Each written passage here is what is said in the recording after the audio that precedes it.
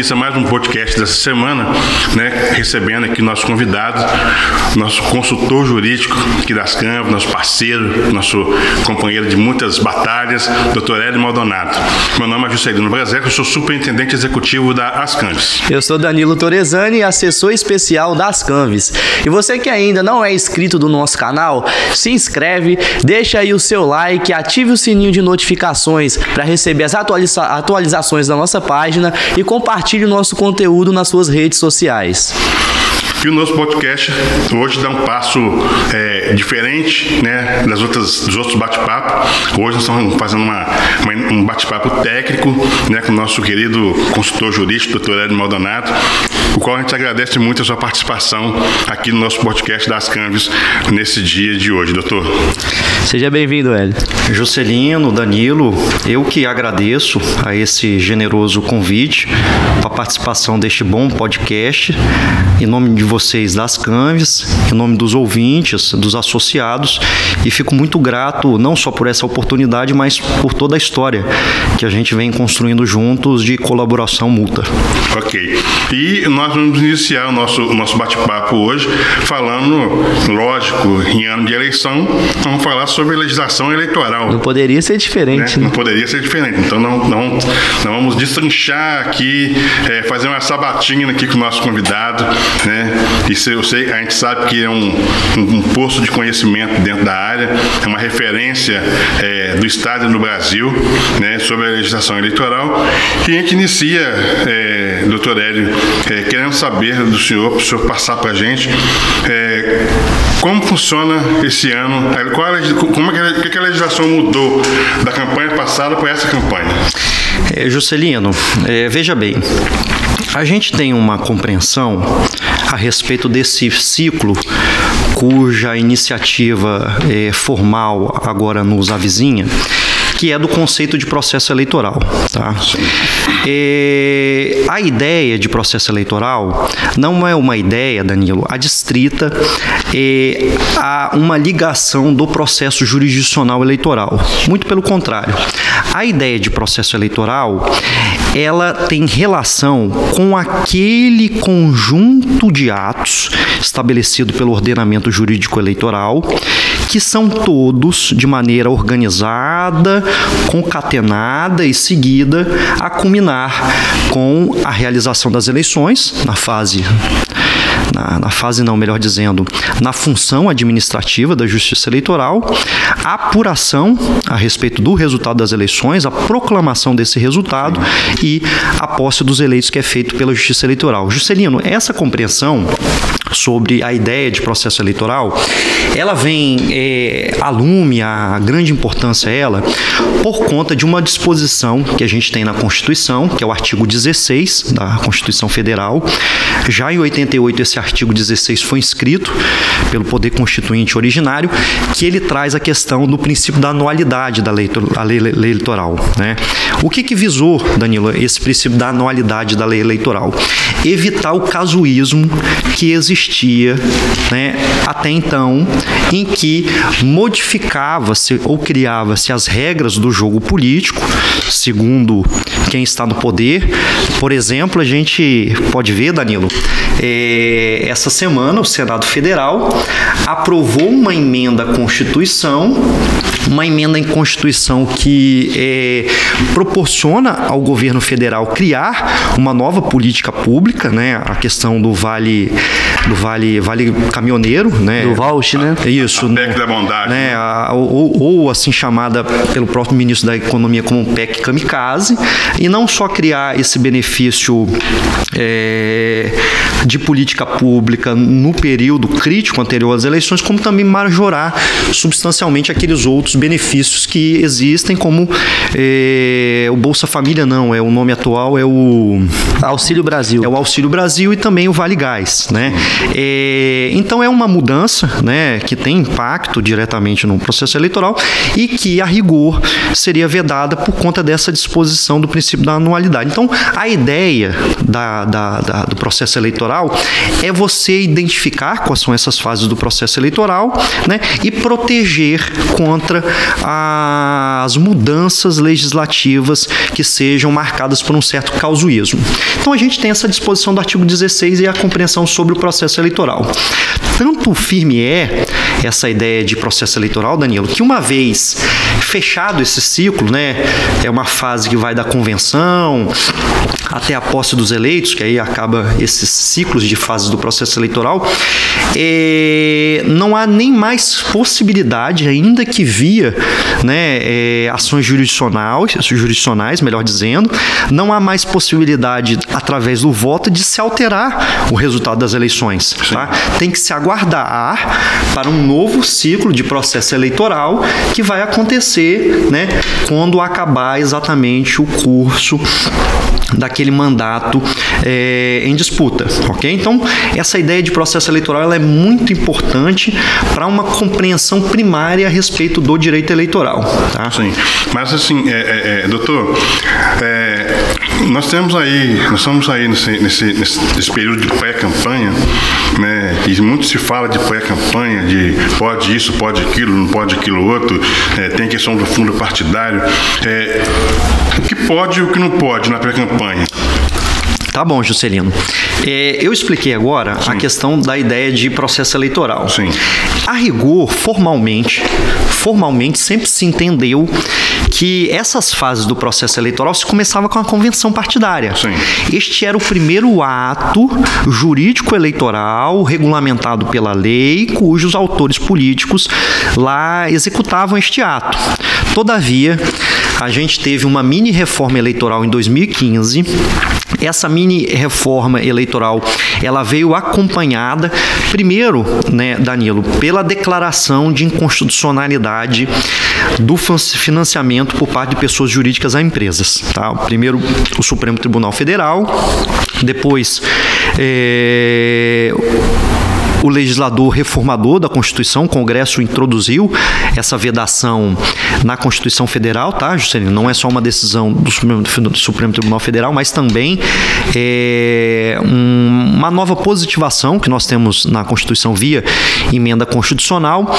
E quando a gente teve essa fim do financiamento de pessoas jurídicas para as campanhas eleitorais, obviamente a gente teve uma diminuição substancial da arrecadação para essas campanhas eleitorais. Eu estou falando aquela arrecadação que é licitamente feita, mas nós sabemos, até os escândalos, macro escândalos que envolviam o relacionamento entre o poder econômico e o poder político, demonstram também que havia uma naturalidade de uso de caixa 2, né? Prova disso é a questão do mensalão, do petrolão e todas as outras grandes macro operações que houve, a própria Lava Jato, né? As macro operações que envolviam esse relacionamento do poder econômico com o poder político, né?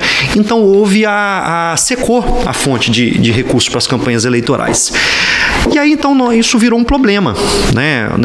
Em especial para aqueles que fazem campanhas políticas, que são aqueles que são em especial no Congresso Nacional, né? Um olhou para o outro, né? Imagina nós três nessa mesa, né? Danilo, né? Nós estamos aqui, eu virei para Juscelino, olha, nós estamos com um problema. O recurso para financiar a nossa campanha acabou. O que nós vamos fazer? Olha, se o recurso acabou e se a gente vai ter menos condições econômicas de fazer as campanhas eleitorais, então vamos diminuir o tempo de campanha. Aliás, Juscelino, na exposição de motivos, né, na justificativa do projeto de lei que empreendeu essa mini reforma eleitoral, constava essa justificativa de que a falta de recursos para campanhas de natureza privada e os impactos que isso iria ter no processo eleitoral, então era necessário diminuir o tempo de campanha de 90 dias para 45 dias. Ok, então nós diminuímos esse tempo de campanha de 90 para 45. Mas o Danilo, nessa mesa aqui de debate no Congresso Nacional, colocou, olha, Hélio, para nós aqui seria fácil, porque gente já tem visibilidade, melhor dizendo, nós temos notoriedade, a gente tem nicho de voto próprio. E para quem não está nessa mesma situação que nós, como que a pessoa vai poder se credenciar à disputa de um mandato político em uma campanha eleitoral de 45 dias, cujo tempo real, principalmente de TV e rádio, é menor, ele aí reduz para apenas então somente 30 dias. Né? Como que essa pessoa em 30 dias, né, numa campanha geral, onde há uma necessidade de aglutinar votos em todo o estado do Espírito Santo, olha que a gente é um estado nanico, né? Imagina aí os estados de São Paulo, Minas Gerais, né, que são muito, né, estratosfericamente maiores que nós, né? Como que vai ser possível então aglutinar votos para um candidato desconhecido do público, assim, por assim dizer, geral? Então, houve a fórmula, tá? A fórmula inovadora da pré-campanha. Essa questão da pré-campanha, Juscelino, logo quando ela veio, a gente passou a defender que ela foi uma mudança paradigmática, assim, no próprio conceito mesmo científico de paradigma, porque tudo que a gente tinha de princípios e conceitos da propaganda eleitoral, Danilo, né, acabou sendo destruído. Eles não mais servem para a campanha eleitoral. Porque até então, 2015, a gente tinha uma proibição absurda de se falar de processo eleitoral antes do momento do início do processo eleitoral. Antes das convenções. Né? Eu me lembro, né, Juscelino deve se lembrar, eu tenho um precedente que eu sempre cito aqui, Danilo, que certa vez havia o então senador Ricardo Ferraço, acho que isso em 2014, né, que foi ou 2016, não, 2016 não, tem que ser antes ainda, 2012 ou 2014, acho que a eleição geral que teve foi 2012, porque 2014 foi municipal. E aí, o Ricardo era senador à época, tinha uma atuação destacada no âmbito do Congresso Nacional, e era um final de ano, ele tinha sido eleito, salvo engano, pela revista Veja, ou como o primeiro, ou como até o terceiro senador mais influente do Senado Federal, e aí um conglomerado, né, de associações, sindicatos, né, do ambiente econômico, fizeram alguns outdoors regozijando isso, acho que no final de ano, né, um ano antes das eleições, e o Ricardo, ele foi condenado por propaganda antecipada, né, justamente em decorrência disso aí, tá? Né, a utilização de outdoors para felicitação, ele sobre as próprias vitórias dele como senador da República, mas sem qualquer ato denotativo de objetivamente falando de pedido de voto, de uma peça publicitária voltada à construção de uma propaganda eleitoral, ok? Então, assim, né, até então era isso, né, era proibido, era multa. Eu me lembro que era muito comum clientes serem multados, né, qualquer aparição pública, né, era muito comum tomar multa decorrente de propaganda antecipada. E agora não, a gente tem um tímido, tá, ô Juscelino, a explicitação legal da pré-campanha, ela é tímida, ela tem um artigo, a lei eleitoral deve ter uns 120 artigos, a lei das eleições. Ela tem um artigo, é o 36A, um único artigo, que fala que não vai caracterizar a propaganda antecipada algumas condutas, e aí traz essa figura da pré-campanha para dizer numa síntese em que, a partir desse paradigma novo, eu posso me apresentar como candidato, eu posso enaltecer as minhas condições, as minhas qualidades pessoais, Danilo, dizer que eu sou formado, que eu tenho experiência, que eu tenho uma vida cristã conservadora, etc e tal. Eu posso enaltecer as minhas qualidades profissionais, né, a história, os mandatos exercidos. Eu posso me comparar àqueles que estão no poder, eu posso me comparar àqueles outros que estão na disputa, eu posso participar de entrevistas, de programas. As felicitações. Né, eu posso reunir pessoas numa praça para discutir campanha. O que eu não posso exclusivamente, né, na vedação é pedir o voto, nem muito menos utilizar palavras que denotem um pedido de voto, né? espero que você me veja no dia do pleito, etc e tal. Mas, Juscelino, essa questão da pré-campanha, ela é incipiente, ela é nova, né? Ela é nova. Eu me lembro que 2018, que foi 2016, melhor dizendo, que foi a primeira eleição, que era uma eleição geral, tá? Uma eleição geral, o TSE literalmente abriu as pernas em relação a essa compreensão da pré-campanha. Podia tudo, né?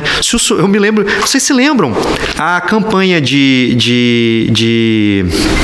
2018, melhor dizendo, não 2016. A campanha presidencial, vocês se lembram da caravana Lula, sim, da caravana Bolsonaro? Vocês se lembram dos outdoors feitos aí ao largo do nosso estado, Espírito Santo, diversos, com regozijando o Bolsonaro, né? Ou mesmo atacando um outro concorrente, né? Era muito comum, né? Vocês devem ter, né? Eu me lembro de transitar pelo estado, sim, e ver diversos, né? Por exemplo, turma da Associação do Queijo da Montanha, estamos junto com o Bolsonaro. Carreatas. Lá, uma série de coisas, tá?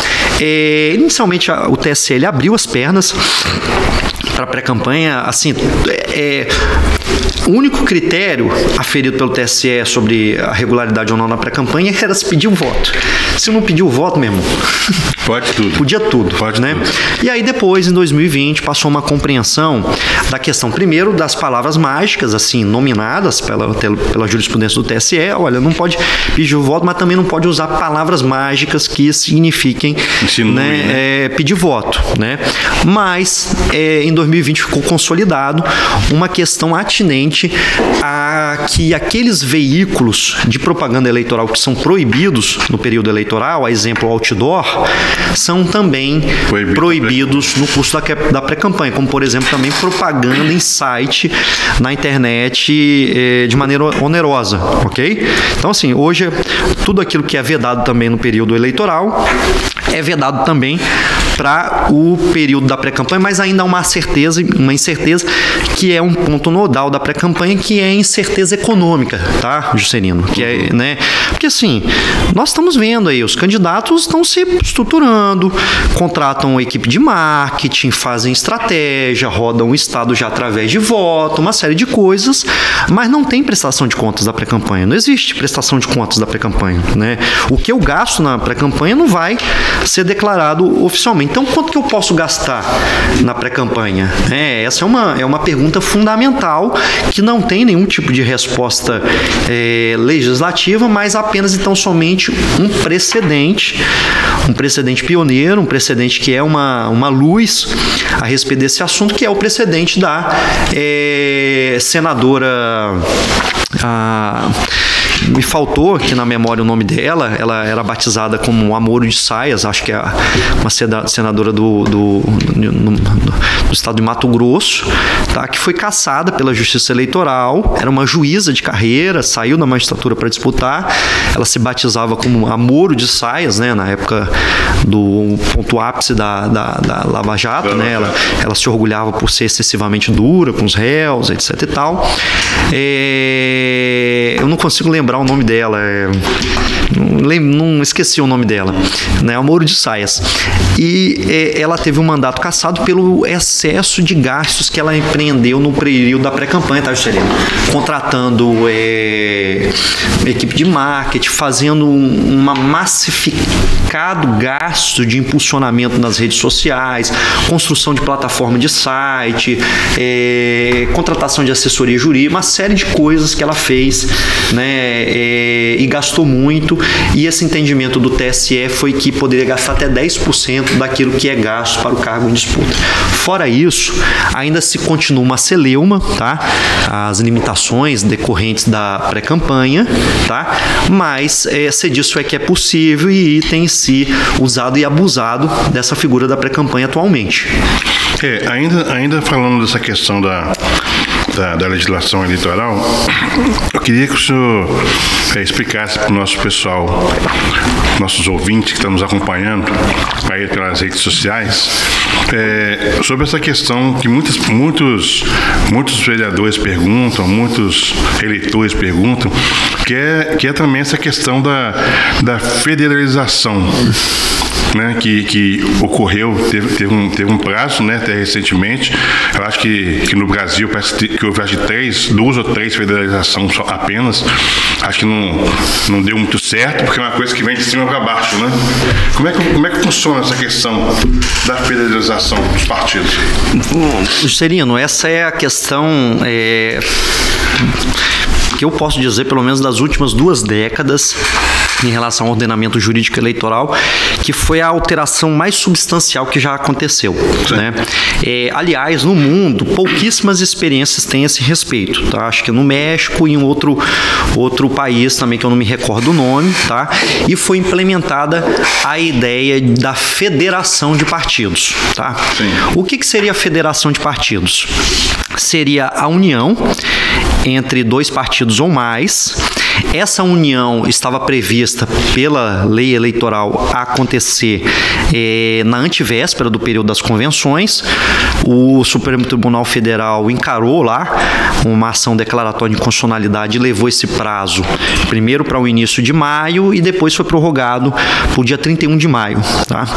E essa federação, ela vai reunir, esses partidos vão se juntar por deliberação dos diretórios nacionais desses partidos. Essa união, ela vai de imediato implicar para a disputa dos cargos proporcionais, no caso a gente vai ter esse ano deputado estadual e federal, a reunião dos votos dados a cada partido integrante da federação para aferimento do coeficiente eleitoral, ok? Tá? E além disso, né, a questão relacionada à somatória do tempo de TV e rádio, ok?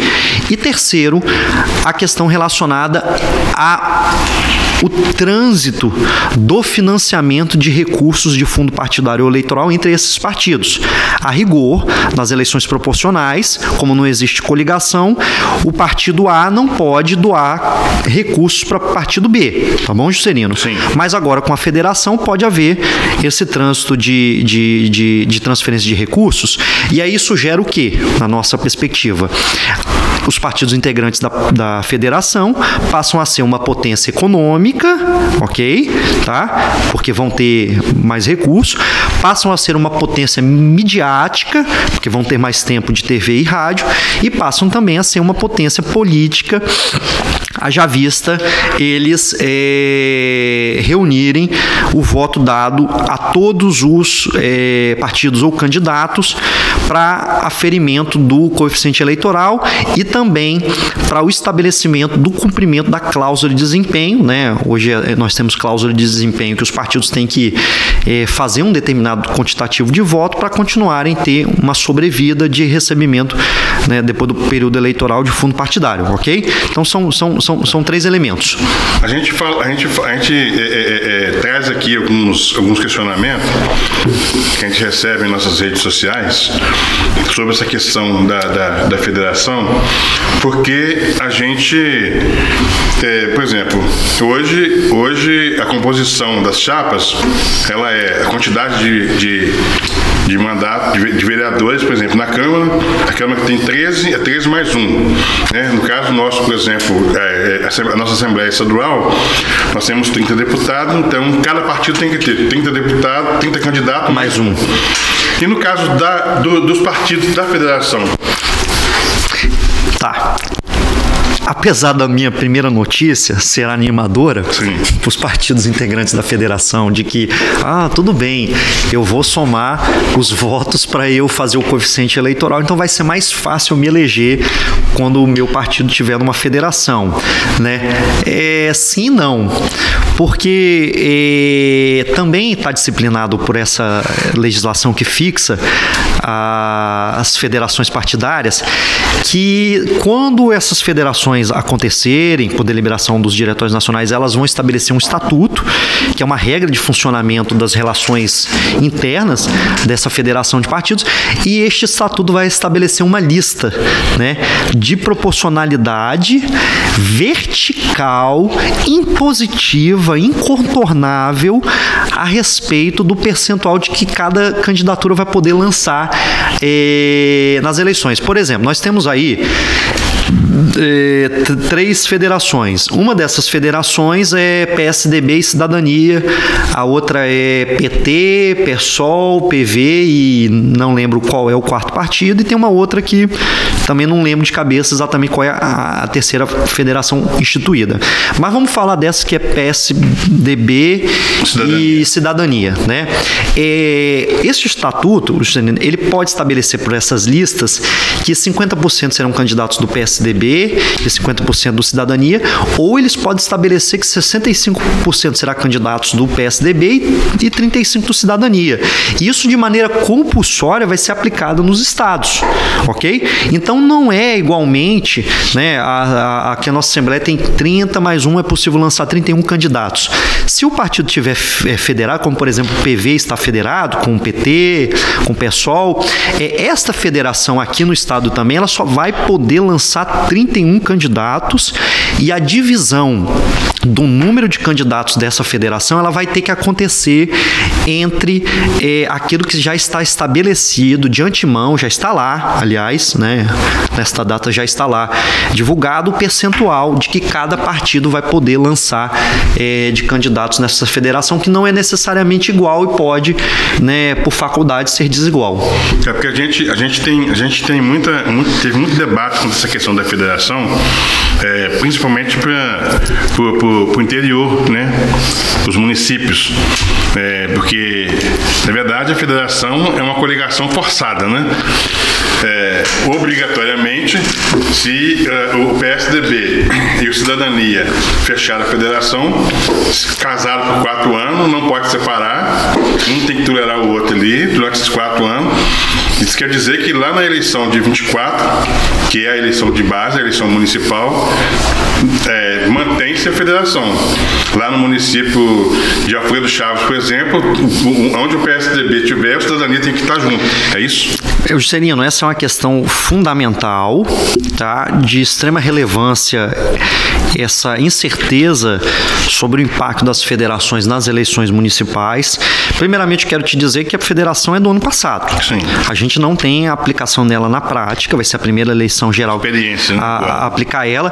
Toda a configuração da federação de partidos, ela está voltada para esta eleição geral, tá?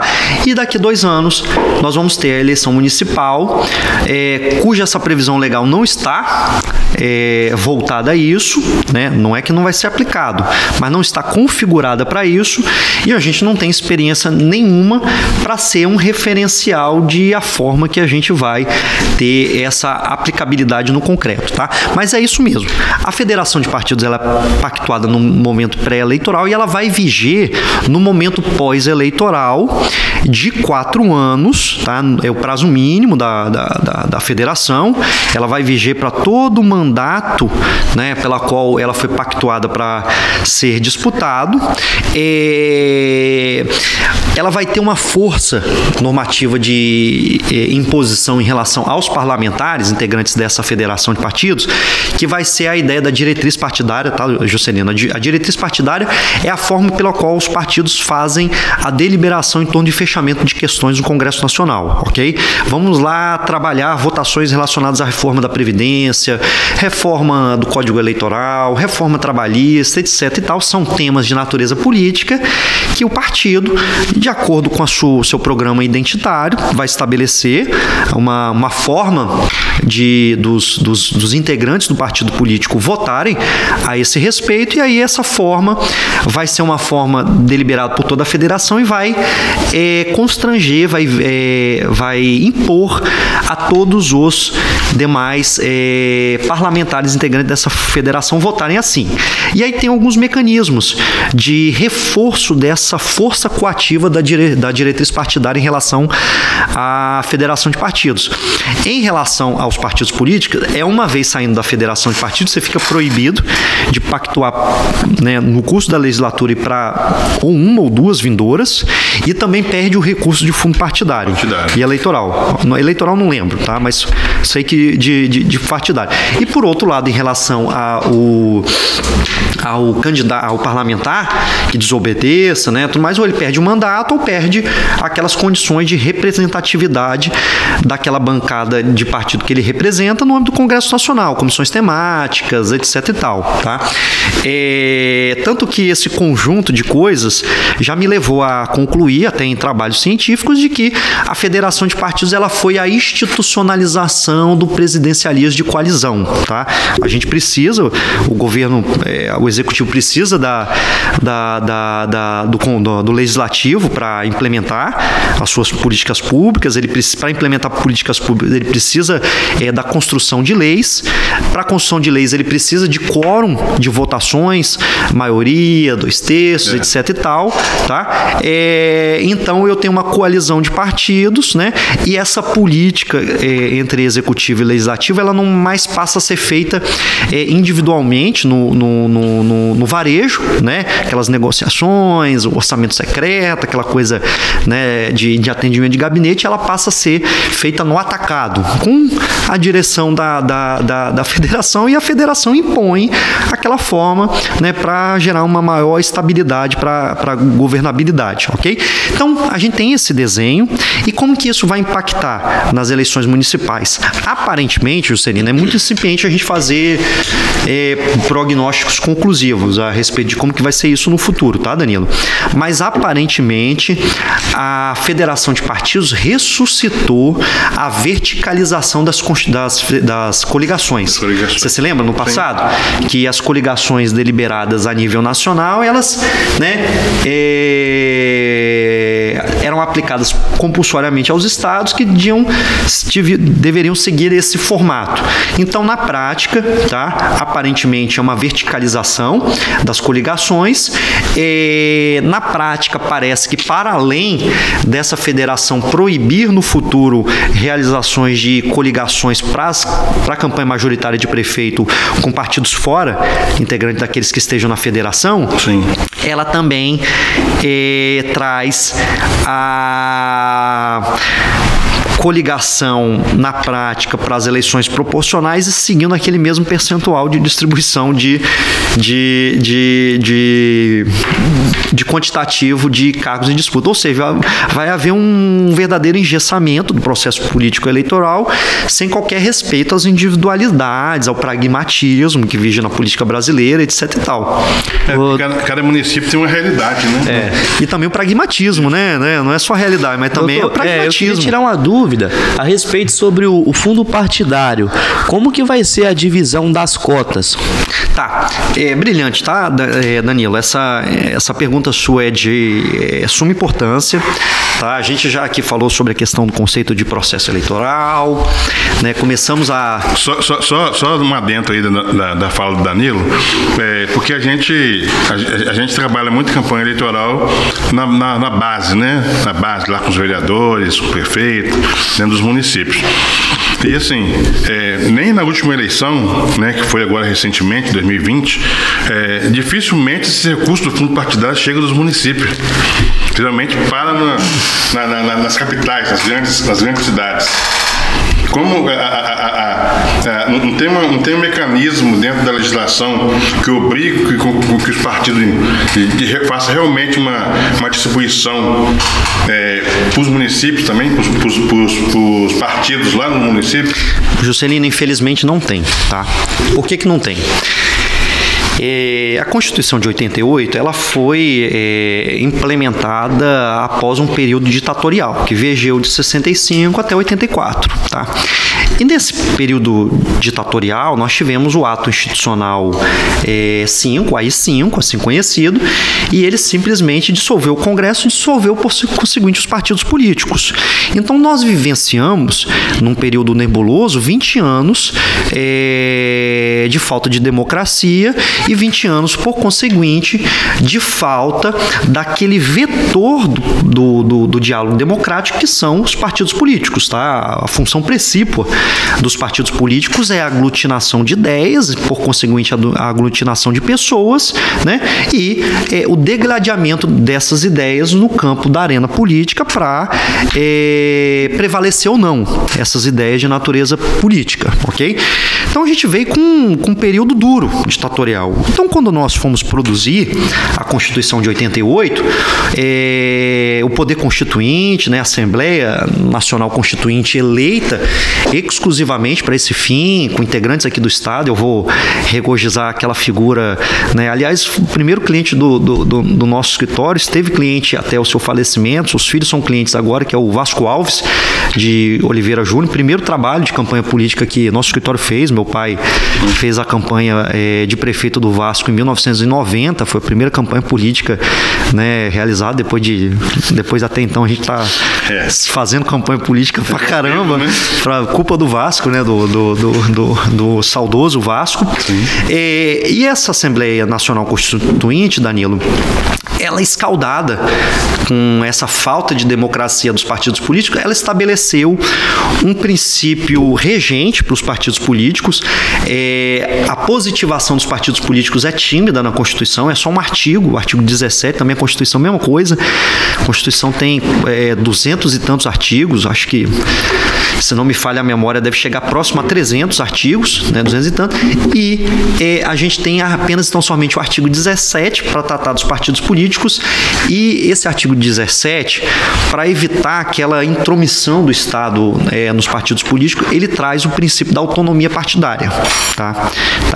Só que, né, o princípio da autonomia partidária foi o que conduziu hoje, Juscelino, a gente ter 33 partidos políticos existentes no Brasil, com identidade programática parecida, né, e uma grande quantidade desses partidos, se não a maioria, partidos para alguém chamar de dono, né?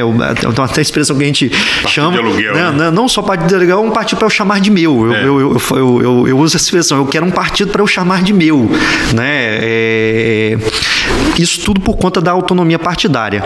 E aí a autonomia partidária, ela só foi regramentada pela lei orgânica das eleições, que é a lei 9.096, Danilo, mas assim, com disciplinas gerais, né? Com nada muito incisivo. E essa questão relacionada à distribuição do fundo partidário e o fundo eleitoral, ele só veio depois do fim do financiamento privado de pessoas jurídicas por parte das campanhas eleitorais. Ela é algo intocável, até porque quem vai mexer nisso é quem diretamente, né, as oligarquias partidárias estão no Congresso Nacional. Isso é um fato, né? Não tem nenhum demérito, nós fazemos essa constatação, né? Então, é um assunto quase que intocável. Não há, Juscelino, infelizmente, um critério de distribuição equinânime dos recursos relacionados ao fundo partidário eleitoral. Por exemplo, a lei eleitoral não prevê assim, olha, 50% vai para o Diretório Nacional, 30% vai ser igualmente para os diretórios estaduais, 20% vai ser para isso, para aquilo. Não há essa prescrição. Isso aí fica dentro da autonomia partidária, e aí essa autonomia partidária ela vai ser regramentada primeiro, né, pelas preleções pessoais da direção partidária, pelo Pires ir lá, né, pedir recurso, e acaba que ante todo este contexto do excesso de autonomia partidária, falta de regulamentação a respeito da distribuição desses recursos públicos que estão voltados ao financiamento de campanha eleitoral, esse dinheiro não chega às campanhas, em especial as campanhas municipais. Ele não chega. Isso é um fato, ele não chega, tá? Outro sim, há agora uma regra, mas essa regra não está voltada à distribuição globalmente equilibrada desses recursos do fundo partidário, mas essa regra, Juscelino, ela está exclusiva relacionada às ações afirmativas da cota de gênero, tá? Até 30% dos recursos do fundo partidário tem que ser distribuído entre as mulheres, tá? Né? As mulheres, então, se a gente vai lançar na federação, no partido 31 candidaturas, tem que estar 30% dos recursos, e também uma cota racial, tá? Hoje também definida, tá? Então, tem que haver uma proporção, não é mais 30%, 30% em relação à proporção de candidaturas lançadas entre financiamento de candidaturas de pessoas brancas e financiamento de candidaturas de pessoas negras, pardas e negras, e tudo isso que tem que acontecer. Aí foi um adendo positivo de iniciativa do Tribunal Superior Eleitoral nas resoluções que regem essa distribuição do recurso de fundo partidário, que isso tem que ser passado para as campanhas políticas até a data da primeira prestação de contas parcial, que é 9 a 12 de setembro do ano eleitoral. Doutor, mais uma dúvida a respeito sobre essa distribuição, a questão da cota. Um exemplo, se a pessoa ela é mulher e é negra, ela vai ter direito à porcentagem maior da cota ou ela só pega uma parte da cota? É contabilizado já dentro daquele percentual da cota feminina, já tá nos 30%. E levado em consideração para a distribuição equinânime para a cota de raça. Sim.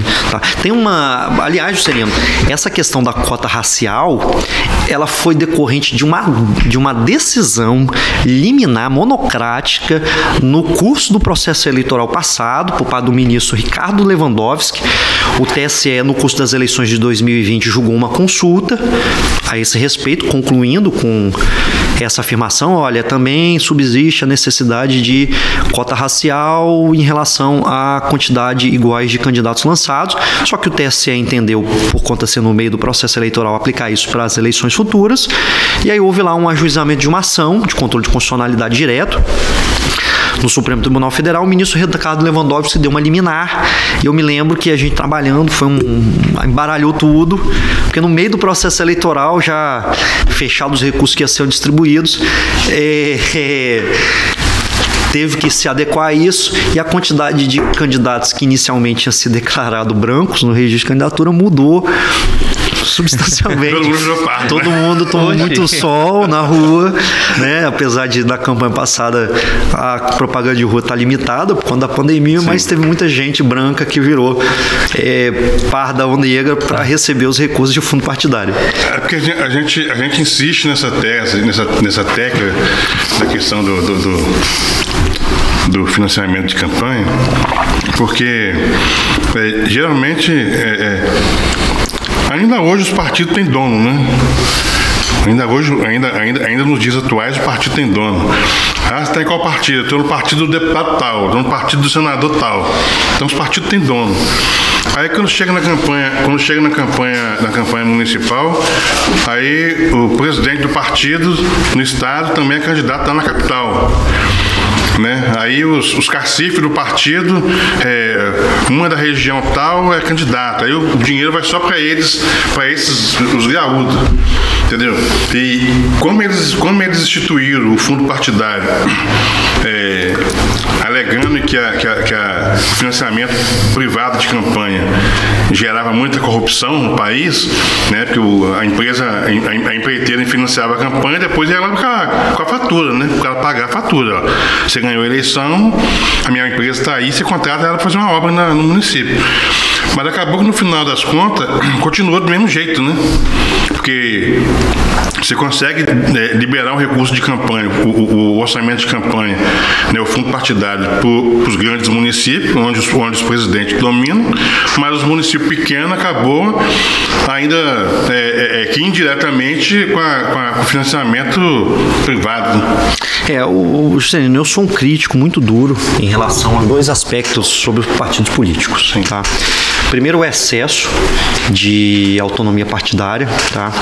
Né? Com todo esse desenho das condições de possibilidade que a Constituição e a legislação infraconstitucional propiciou a ter esse excesso de autonomia partidária. E em relação a essa aporia, esse problema que você diagnosticou,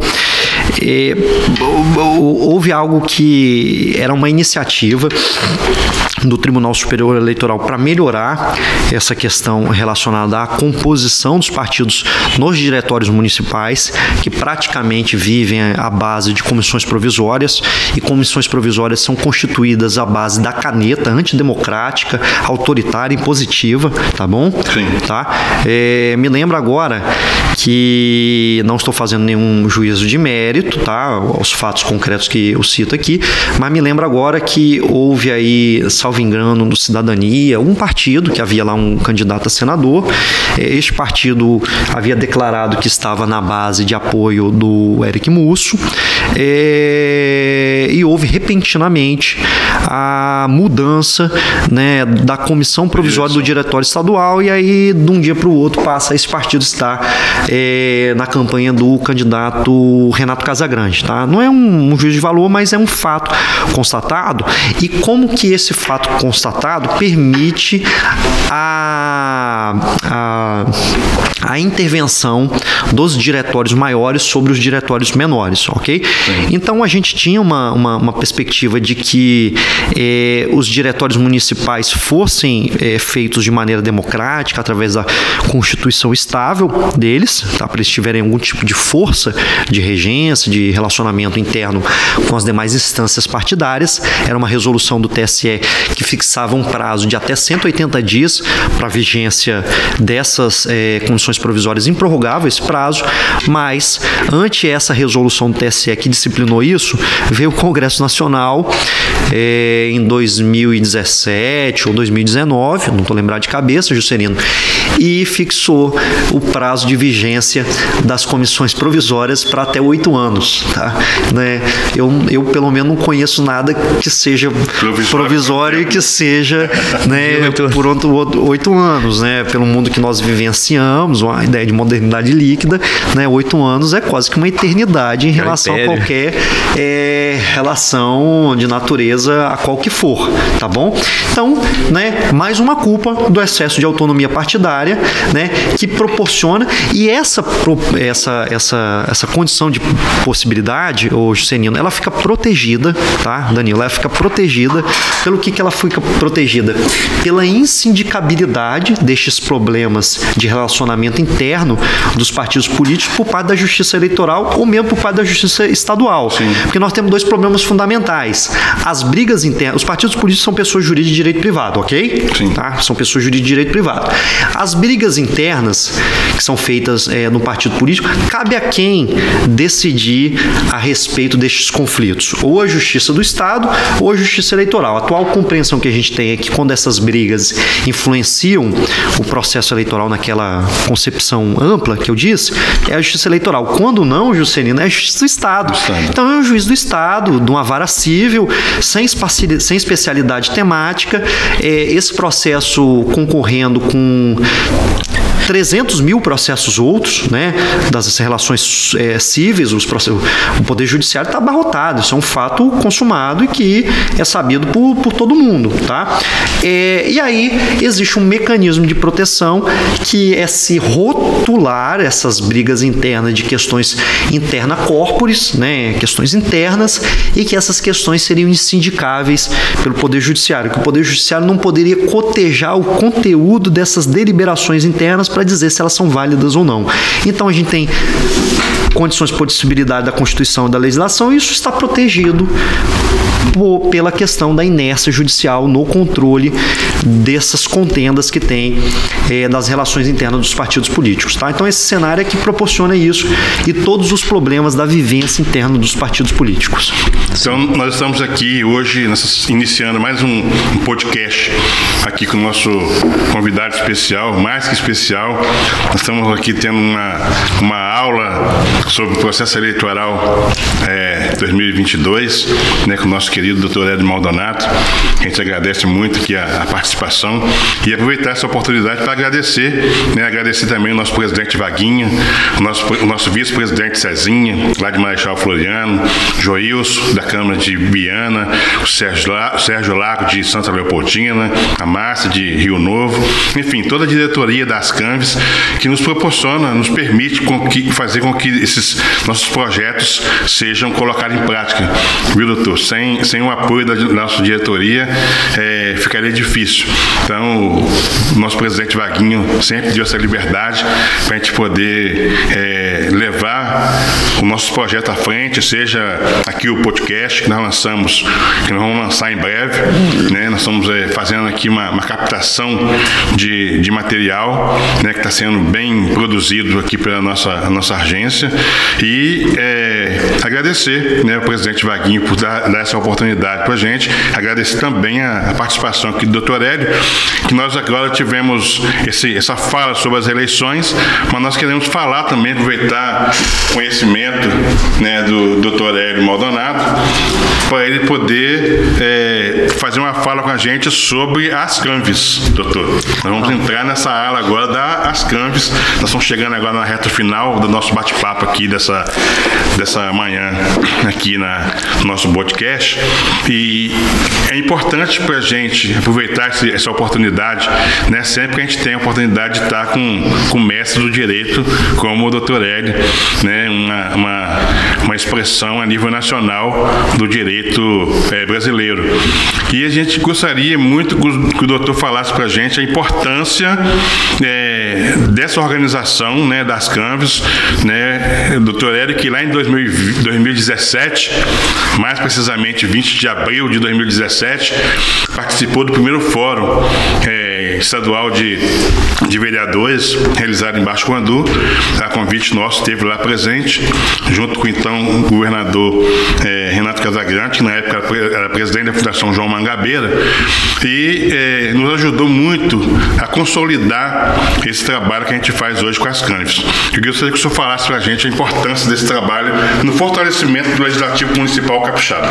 Olha, ô Juscelino, né, agora nós chegamos um momento em que eu me senti você apresentando aquele quadro do Faustão do Arquivo Confidencial, né? E eu vou ter que segurar o meu choro, porque as Canves, ela tem um significado de irmandade para mim, tá?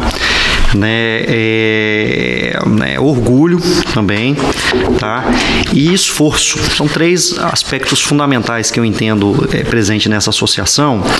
Irmandade, porque eu tive a alegria, o privilégio de estar desde o início, tá? E é irmã, as Canves, porque ela cresceu muito nesses 5 anos, e eu entendo também que eu tive um crescimento, né, como profissional, né, talvez também como pessoa, nesses 5 anos, porque casou também num período de eu fazer um doutorado, e esse doutorado que me deu muitas luzes a respeito das compreensões que hoje eu tenho. Sim. E aprendendo como um irmão, eu me lembro, Danilo, no evento das Canves, que lá em 2017 eu já tinha um trabalho acadêmico, né, profissional, etc e tal, mas eu me lembro que foi o maior aprendizado que eu tive naquele evento, aquele primeiro evento, em que eu fui lá palestrar. Eu falei sobre um tema que era controle do poder executivo pelo legislativo por meio do decreto legislativo, como que poderia anular os atos administrativos da administração através das deliberações da Câmara Municipal, e fui lá trazer o meu discurso acadêmico, né, um pouco desinteressante em algum aspecto, e tinha lá uma senhora, uma vereadora, né, na primeira fila, que ela dormiu a palestra toda, né, e aquilo me incomodava muito, né, fiquei até um pouco sem jeito. Me incomodava, Danilo, não em relação ao fato dela estar ali tirando um bom ronco, né? Tirando um cochilo. Depois do horário do almoço, né? Mas me incomodava o fato de eu não ter o discernimento de que eu precisava utilizar uma linguagem mais acessível para os vereadores. Os vereadores, a composição de uma Câmara, ela é multiforme, gente de todos os tipos compõe as câmaras municipais, né? E a partir dali eu tive uma aprendizagem de que existe um discurso para cada ambiente que você está. Então, né, como irmão, aprendi. Usa muita variação linguística, né? O método muda muito. O vocabulário e também a forma, né? Me lembro que o nosso amigo Sancler estava naquela oportunidade, foi palestrante também, fez piadas, né? Cativou o público, e eu aprendi pela minha experiência, vendo também o Sancler. Geralmente quando a pessoa tem uma linguagem mais acadêmica, aí vai para o interior, onde o vereador é mais mais simples, mais humilde, acaba ele não entendendo certos argumentos. Culpa minha, foi culpa minha, né? E, né, então a Irmandade, né, e esse período todo, o esforço, né, a luta para, né, chegar a este tamanho que tem, que é um tamanho invejável das Camps, que não é só um tamanho de expressão como associação, mas um tamanho em que seja um ator respeitado, um ator importante para qualquer diálogo em relação à política, né, a nossa estadual, como também em relação aos cursos que são feitos para as temáticas, né? O que as Camps têm entregado aos vereadores é muito, né, devido às gestões, primeiro de Wilson, né, e agora de Vaguinho, e ladeadas sempre pelo esforço do Juscelino e do Danilo. Sim. Tá? Então o que eu tenho que falar é rasgar elogios e comemorar as Camps. A gente agradece muito as suas palavras, até porque nós temos conversado aqui com os presidentes de câmaras, né? E para mim as Câmaras é uma missão, né? Eu não tenho as Câmaras como um trabalho, eu tenho as Câmaras para mim como uma missão, né? Que nós criamos lá em 2017, rodamos o estado por 3 vezes antes de chegar na plenária de fundação, foi muita luta e assim, nos orgulha muito saber que as Câmaras têm servido de modelo, né? De exemplo para outros estados, né? Dia 2 de junho nós tivemos em Belo Horizonte, na fundação da Verbel, que é a Associação de Vereadores da região metropolitana de Belo Horizonte. Foi tudo inspirado dentro das Câmaras, nosso estatuto, nosso regimento. É uma revolução que as Câmaras estão fazendo. Por videoconferência, eu fui auxiliando eles. Em dezembro do ano passado, dia 10 de dezembro, criamos a Asconvevard, a Associação de Vereadores do Vale do Rio Doce. São 102 municípios, né? E lá surgiu, lá em Minas surgiu justamente com os vereadores acompanhando as nossas ações aqui pelas redes sociais, Facebook, Instagram. Aí um dia o vereador me perguntou, mas você consegue fazer com que o governador recebe vocês? Aqui em Minas Gerais, eu não sei nem quem é o vice-governador. E realmente eles não sabem mesmo, né? Ele não fez piada, não. São 800 e tantos municípios, né? Então, assim, foi assim, simples. Lá no Espírito Santo nós temos 862 vereadores. Aqui em Minas são 852 municípios. Entendeu? Então, assim, a discrepância de distância do município até o vereador aqui, se deixar, fica toda semana na porta do Palácio, que é muito pertinho, né? O acesso, e o governo é de fácil acesso. Então, muito nos orgulha saber que a gente tem servido de modelo, e a gente tem trabalhado muito para poder melhorar a cada dia, né? Nós vamos completar agora, dia 1º de setembro, nós vamos completar 5 anos de fundação das Câmaras. O Dr. Sancler vai estar com a gente lá no auditório do Tribunal de Contas, participando dessa homenagem, né? Vai ser um workshop que nós vamos fazer. Logicamente, não vai faltar Hélio Maldonato no nosso workshop, né? Então a gente quer encerrar aqui o nosso podcast dessa semana, agradecendo muito de coração a sua participação. A gente não tem nenhuma dúvida da nossa parceria. A gente tem certeza que a nossa parceria, a cada manhã que o sol brilha, a nossa parceria brilha mais ainda, né? E isso muito nos engrandece, muito nos enaltece, saber que a gente pode contar com um profissional do seu gabarito para nos auxiliar e não deixar que a gente cometa nenhum tipo de coisa errada, né? Dentro da nossa organização, da nossa programação que a gente apresenta para os nossos vereadores. E a gente pede aqui aos vereadores, presidente de Câmara, que ainda não são filiados, venha filiar a associação, venha fortalecer essa irmandade, que aqui nós não temos nós não olhamos para o abimbigo. Nosso trabalho é pelo coletivo. Está iniciando aí o processo eleitoral. Quem é candidato vai para a rua pedir voto, e quem não é vai vir para cá continuar fazendo a capacitação, os seminários, os workshops. O nosso trabalho das Câmaras é um trabalho institucional e vai continuar sendo mantido com a campanha ou sem a campanha. Falou? Obrigado. Obrigado, doutor.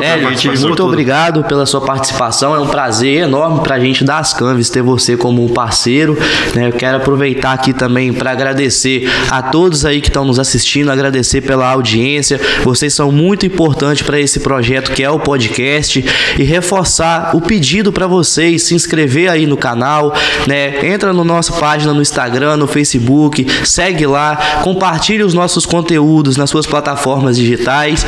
E isso é importante porque fazendo isso você vai estar colaborando para que a gente leve mais informação e conteúdo para todos nós do território capixaba.